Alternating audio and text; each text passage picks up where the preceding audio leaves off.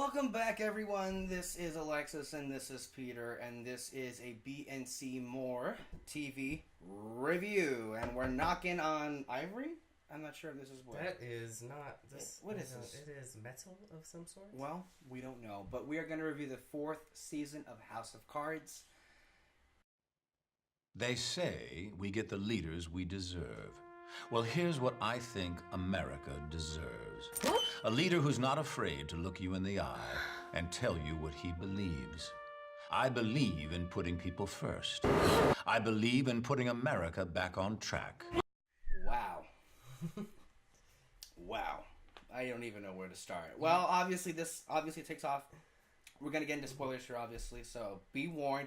This picks up exactly where Season 3 left off, as Claire left Frank.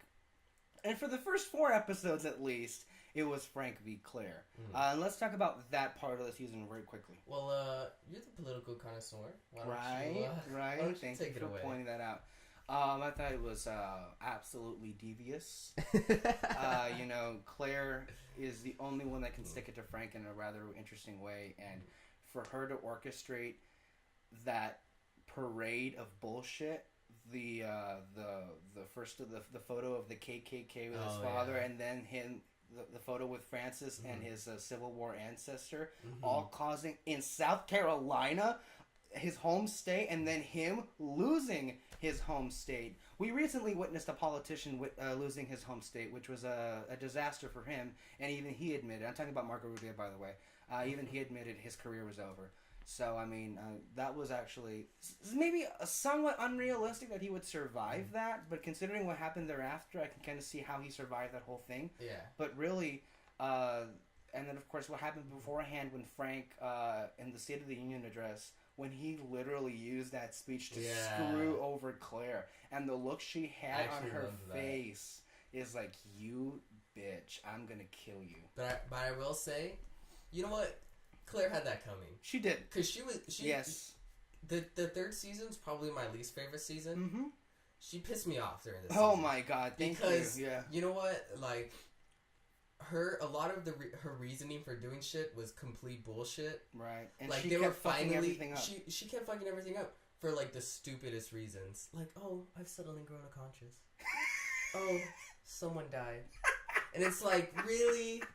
After everything, you're finally at the top, and you're like, oh, now I care. But then you jump into this season, she don't give a shit. Right. She goes right back to not caring. So it's like, you know what? You had that coming. All of that was happening, and then at the end of the 3rd episode, she was like, Francis, I want to be your VP. And the way he reacted was like, bitch, you crazy. But I love that, how he brought in his father. He's like, you know why I kept this picture? I love that scene. I loved that scene because he's like, because this was the one time I was proud of my father. Depraved as it was, he fought. And he did what he had to do to survive. And I was like, oh. So, yeah, that was an amazing scene with an amazing episode. And then, of course, everything changed on the dime in the 4th episode. Like, when I was watching that, I wasn't expecting it was... First of all, we lost Meacham. That was always a very peculiar relationship to me. Oh, I loved it, though, because it was... It was one of the few people that actually liked the Underwoods for what they were. No, but Meacham was definitely a very closer than anybody, I think, at this point. To maybe even Doug, or as close to me, closer than Doug. No, he was closer because I think he considered Meacham a friend. Of course, and then I don't know if he'd considered Doug. Probably not, but the way he traced his hand. Yeah, and then, that's what I'm saying. Like, I should have seen, and then he had a lot more screen time than usual for all the episodes leading up to it. I should have seen what was happening. Yeah. And then when it happened, I was like, first of all, I needed a minute to collect myself. What did I just see? All of a sudden, he was walking out to greet protesters, which, by the way, you never do. I knew that was gonna happen though, because they lingered on it way too long. Like, he kept talking to people. Something was gonna happen. The tension was escalating. I was like, something's gonna go down. So apparently he got shot, and then apparently it was Lucas, which he is back on the show for the time that he was on. Which is funny because one of the great things the show does is you both root and hate the main character. You probably both root and love him, but he's ruthless. Yeah, you love that. But there is certain characters where I'm like, oh I want them to take him down. You wanted Lucas to take him down? Every time it comes to the reporters, right. I'm actually like really behind the reporters, and I'm like, I never liked Lucas to begin with. I wanted him shot dead, and I got my wish. Oh my god! No, he was a menace and needed to be dealt with. I mean, seriously. And we're getting a deep look at this man's psyche. And that was truly an amazing episode because of what happens thereafter. It sets up in motion Claire stepping in. And one of the people, like I said, some people, when the Underwoods go against them, I want the other people to win. Mm-hmm. But with some people, when they go against, I want the Underwoods to win. Mm-hmm. And it's strange, that relationship. Right. And one of the people who I wanted them to win against, and I loved this moment so much, was the Russian president. Petrov. When she's like, you are a beggar. Yeah. You will take what we shoved down your throat. And I was like, oh, there you go, Claire. Finally, they finally found a way to lower him because he was just so high and mighty in season 3. And by the way, I gotta applaud the writers because they brought back a list of characters that we hadn't even seen. No, but I knew this was gonna happen because this really is a show where it needs to come around full circle. Right, and we're getting to the end. I love plot threads from the very first episode. Mm-hmm. They just keep going and they veer off, and they're finally making their way back. Right, that whole deal that Claire made for the G20 summit, or the G whatever that they had, involved Raymond Tusk, of course Kathy Durant, Secretary of State. All the while, I mean, she was manipulating Donald Blythe, who was the acting president, which, poor guy, he never had a chance. I mean, she was playing him like a freaking fiddle. So, I mean, for a while there, I was like, what the hell is Claire doing? Is she really going to destroy the presidency? And then it's like, oh, I see what she's doing now. And you said when he wakes up, he's like, I'm proud of you. Like, Frank. That was a great moment. That was a great moment because we have, one of the most epic scenes of the series was the finale in the Oval Office when he yelled at her, without me, you are nothing. Yeah. And for him to completely turn around after surviving that ordeal, it's like, no, it's the other way around. I'm nothing without you. They have such an interesting relationship. Isn't that and true? It really is what the main investment for me, I believe, in this series is just such a weird but just interesting relationship where just power and trust keeps them together. Right. Well, when that happened, in the moment when he was acknowledging that I am nothing without you, and then what happened in the subsequent episodes, there was a rekindling with their relationship. Yeah. And there was a certain sense of magic with the Underwoods that we haven't really gotten since the first season because they went back to their plotting and devious ways, and it was just a really great arc. I mean, thank goodness, because I don't think we could have stand an entire season of Frank v. Claire. So I'm really happy that we had that 4th episode to change things along the way. And that episode, which I believe was episode 10, when Claire gave that amazing speech, and when you see the Underwoods hand in hand as the ticket for the Democratic Party, wow.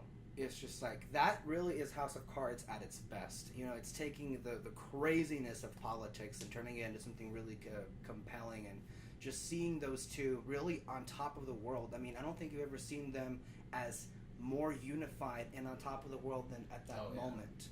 So, I mean, at that point, great one series of arcs into another arc for the Underwoods. But, of course, their antagonist overall. And I'll tell you, Will Conway came out of freaking nowhere. I hate him. Let's get to that. I hate him. Why do you hate Will Conway? He just comes off like such an asshole. Well, yeah, he is. It's just like but the difference with, I think he's just so much more smug about it. Like, I'm this. Kevin Spacey, Frank Underwood, he is conniving and he does all this, but he plays the game. You know, he tries to be civil. He, he's charming and stuff like that. But this guy, he comes off like such an asshole. And like the whole thing of like, I have the perfect family, Right. It's like, shut up. Well, I mean, politically speaking, he does. I mean, and he uses that to his advantage. He has an amazing wife and children, and he uses that device where all of his videos on his phone go online, and of course, our reality show obsessed society buys into that. I think that's what pisses me off too. Like, he uses them as a prop. That's true. And I know a lot of politicians do it and stuff like that, but he really pushes the angle, Right. like, everyone look at my perfect family, da-da-da-da-da. And you could tell they really tried to make him sort of like the Republican Obama. Mm-hmm. That's true. And, That's true. and sort of this young, out of nowhere guy, great family. And I noticed something when he was talking, he always did this, like, thumb thing. Like the Did same, he? Yeah. Did he? It's the same thing Obama does. He's like, we need to move forward and da-da-da.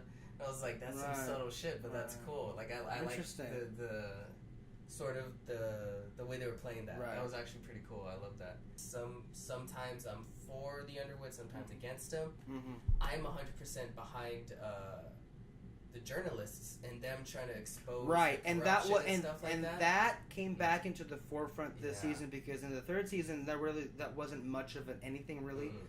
And like you were saying, with the series coming back full circle, Tom, in the form of Tom Hammerschmidt, which I'm glad to see him back. He was always an interesting character, but much more. Do you like his character? I do, actually. I mean, I like his character, but every time he came on screen, every time he was on screen, I was like, please, no, please, just don't uncover the story. See, like, I was hating it. No, like, if you know he's getting the right connections and the right dots, and then you know what happens. But it's funny because every time it cuts to that, I'm rooting for him. Like, oh yeah, like, you know, get this son of a bitch.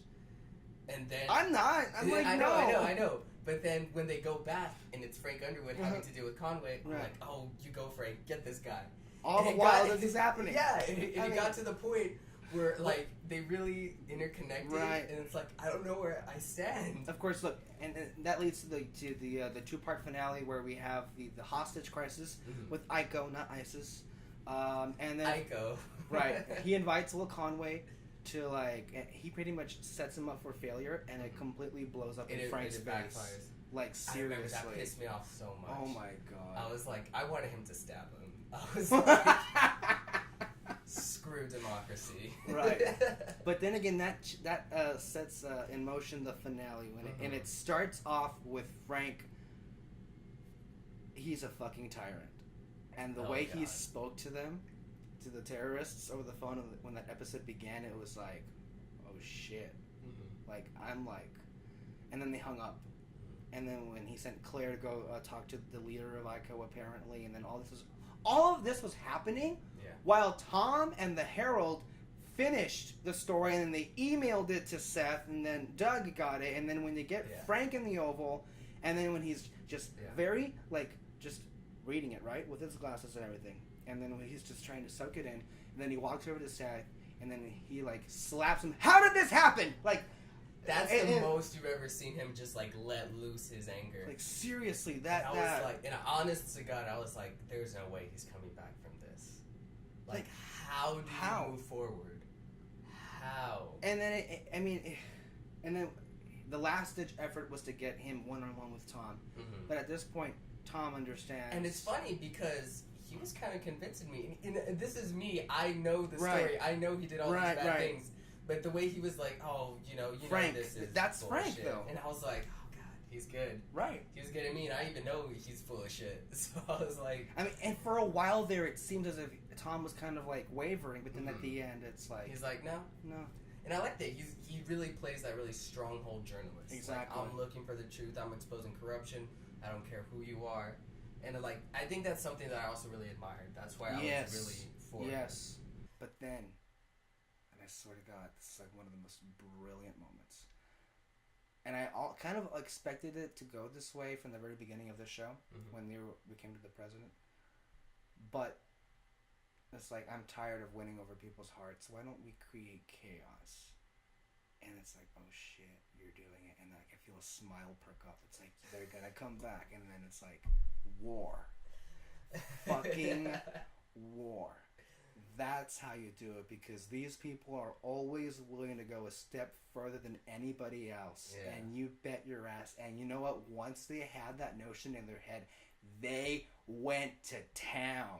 Like, seriously, they set up that poor man to be decapitated, and they made sure that video was released. And before that, by the way, there was an address. What happened to Claire's conscience?